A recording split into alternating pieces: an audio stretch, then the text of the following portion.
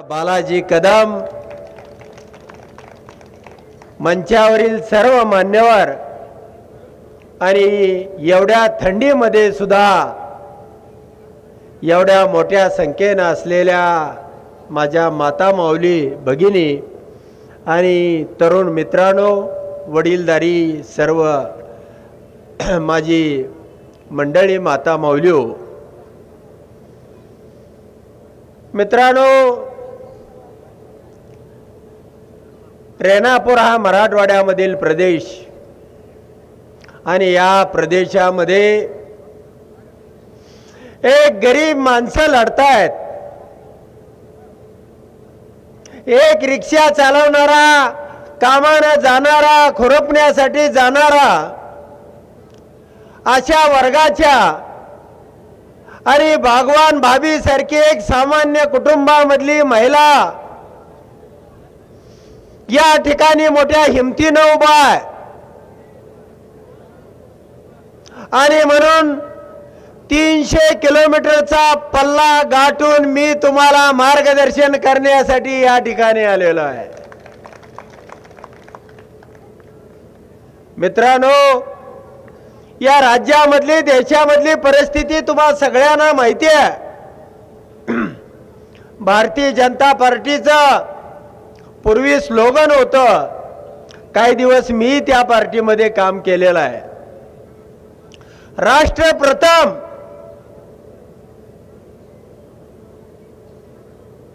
आता ते बाजूला पडलेलं आहे, भ्रष्ट प्रथम आणि मुस्लिम खतम, हे त्यांचं घोषवाक्य आहे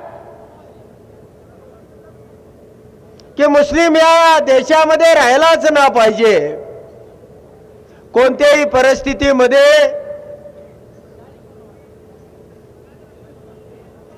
त्याला टार्गेट करायचं, हिंदू मुस्लिम करायचं, भारत पाकिस्तान करायचं, वेगवेगळे धुरंधर सारखे पिक्चर तयार करायचे आणि विकासापासून लोकांना कोसं दूर घेऊन जायचं. हा हजारो वर्षाचा किंवा शेकडो वर्षाचा यांचा इतिहास आहे. मला मगाशी शौचालयाला जायचं तर मला बाजारपेठेचं मुख्य ठिकाण आहे, इथे एखादी आलेशान सुलभ शौचालय असायला पाहिजे होतं. मी म्हणलं, ही आजूबाजूची लोक, बाजारला आलेली लोक, इथं मुतारी सुद्धा नाही. आणि मग तुम्ही कसला विकास केलेला आहे?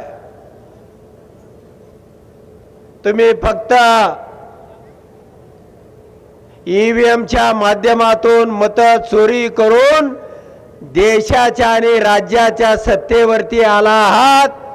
तुमचा विकास हा अजेंडा नाही.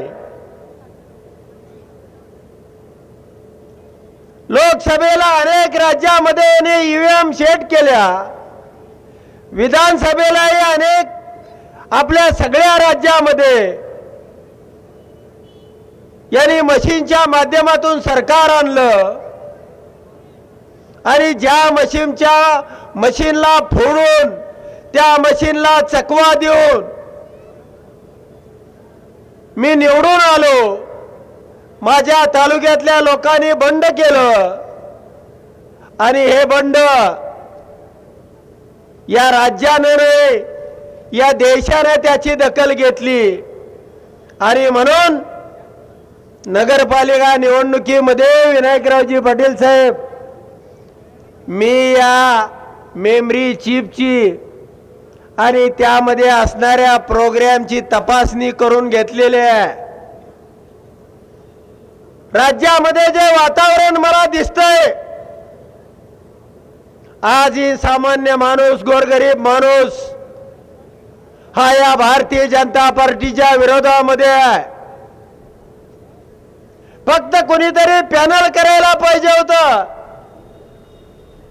बालाजी कदम सारखा एक लढवय्या, जिद्दीनं तडफडणारा आणि मनामध्ये एक आग असणारा या शहराच्या विकासाचं ध्येय असणारा खरोखर बालाजीराव, मी सुद्धा तुमच्यासारखाच असा नंगा फकीर होतो,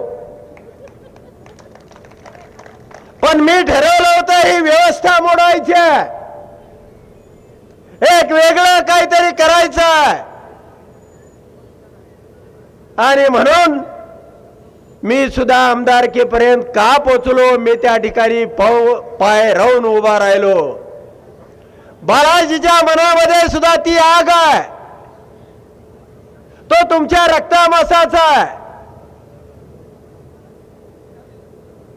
तो आपल्यातला आहे, त्याला गरिबीची चटके माहिती आहेत, विकासाचं ध्येय आहे. 7-7 वर्षापासून बिना पाण्याची उभी असलेली ही टाके काय दर्शवतं? अरे काय केलं तुम्ही गेल्या 7-8 वर्षामध्ये? आणि म्हणून या सामान्य माणसाची ती भूक आहे. सामान्य माणसाला तुमचं सरकार नको आहे. अरे तुम्ही पक्ष फोडले, तुम्ही खासदार फोडले, तुम्ही आमदार फोडले, तुम्ही चांगले चांगले कार्यकर्ते घेतले, पण बालाजीवरती ना ईडीची धाड टाकू शकाल ना इन्कम टॅक्सची. त्याच्या खिशामध्ये तुम्हाला काहीच सापडणार नाही.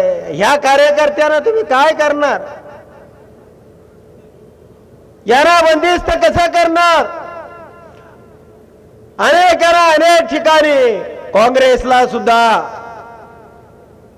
अनेक लोक तुम्हाला काय दिलं नव्हतं, ह्याच गोरगरीब माणसांनी शंकरराव चव्हाणांना सुद्धा 4 वेळा मुख्यमंत्री पद दिलं होतं. अशोक चव्हाणांना सुद्धा मुख्यमंत्री पद दिलं होतं. अरे तुम्ही बेईमान झाला, तुम्ही घाबरला, तुम्ही लढला नाही. आणि एवढी सर्वोच्च पद देऊन सुद्धा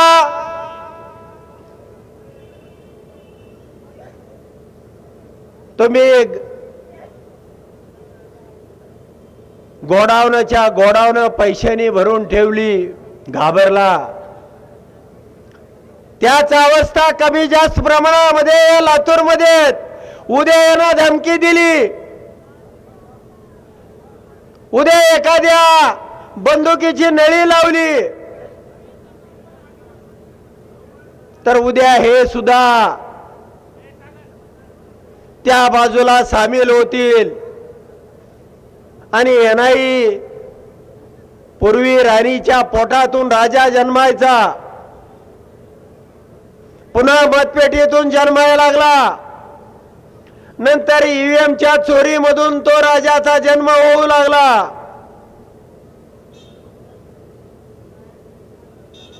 कुणी मुख्यमंत्र्याच्या पोटी आले म्हणून त्याला राज्य करण्याचा अधिकार आहे. अरे सामान्य माणसाला, आपल्यातल्या या फटक्या तुटक्या माणसाला सुद्धा या शहराचा विकास करण्याचा अधिकार असला पाहिजे. आणि म्हणून मला जे चित्र दिसतंय,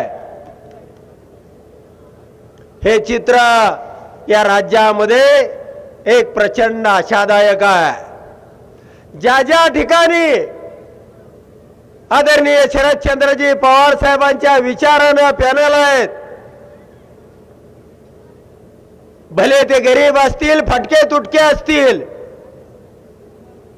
पण त्या ठिकाणी मतदार हा त्यांच्या बाजूला उभा आहे. मराठवाड्यातल्या सगळ्या मीडियाला किंवा मला मीडियाला सांगायचंय, या रेणापूर मधला चित्र अख्ख्या राज्याला दाखवा. का जनता ही या ठिकाणी उसळलेली आहे? का एवढ्या थंडीमध्ये या महिलाची संख्या या ठिकाणी 2000पेक्षा जास्त आहे? कशा काय आक्रोश आहे यांचा? याला का बदलावा पाहिजे? अरे सगळं काय तुमच्या ताब्यात आहे, केंद्र आहे, राज्य आहे, सगळ्या सत्ता आहे, बँका आहे, सगळं काय तुमच्या ताब्यात आहे. तरी सुद्धा या लोकांचा हा का आक्रोश आहे?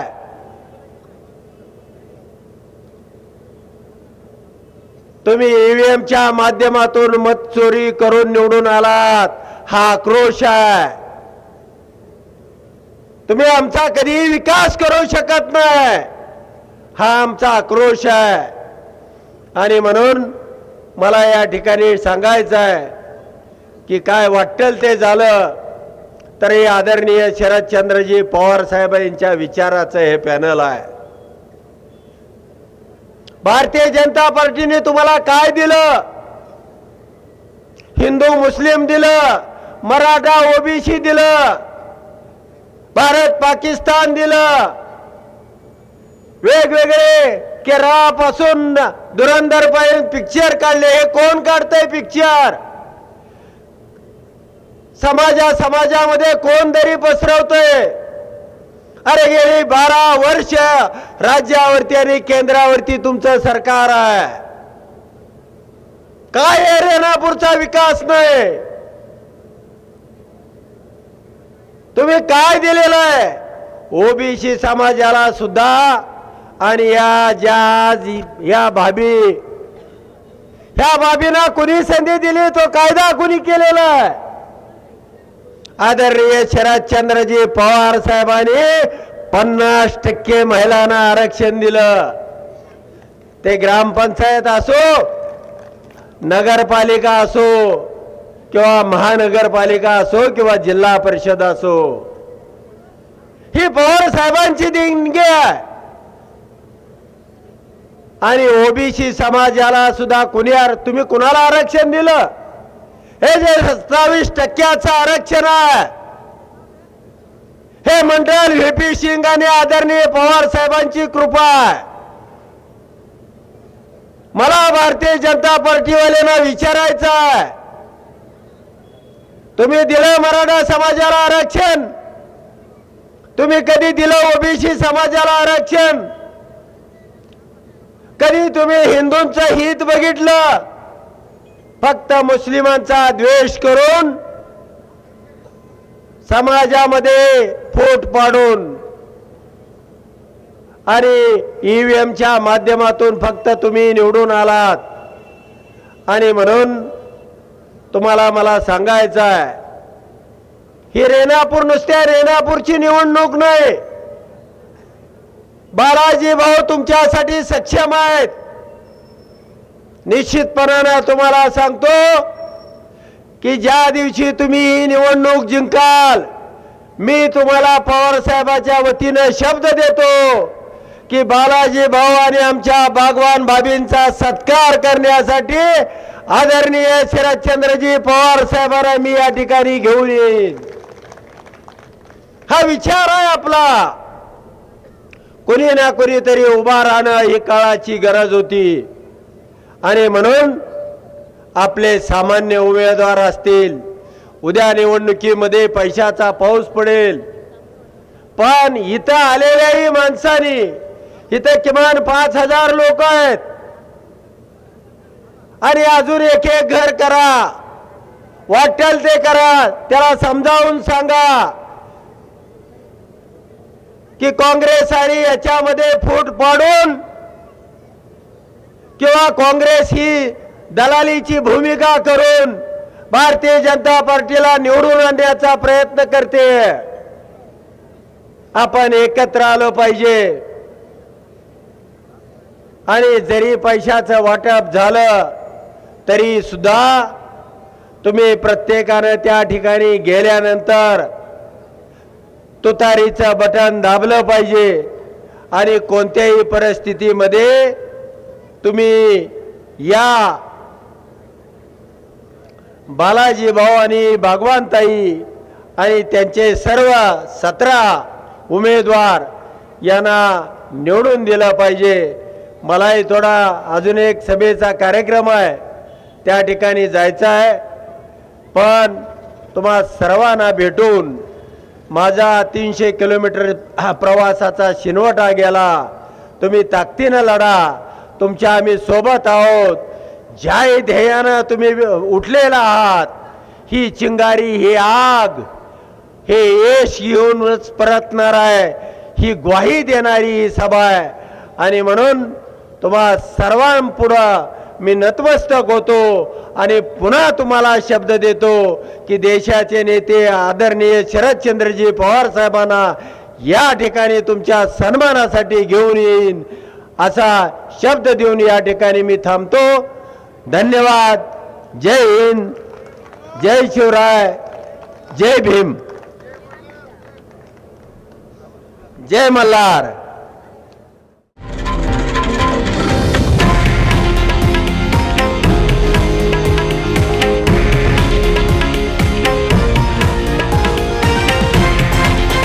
हे आहे देशातील नंबर 1 न्यूज नेटवर्क आणि आपण पाहत आहात TV9 मराठी, एकमेव.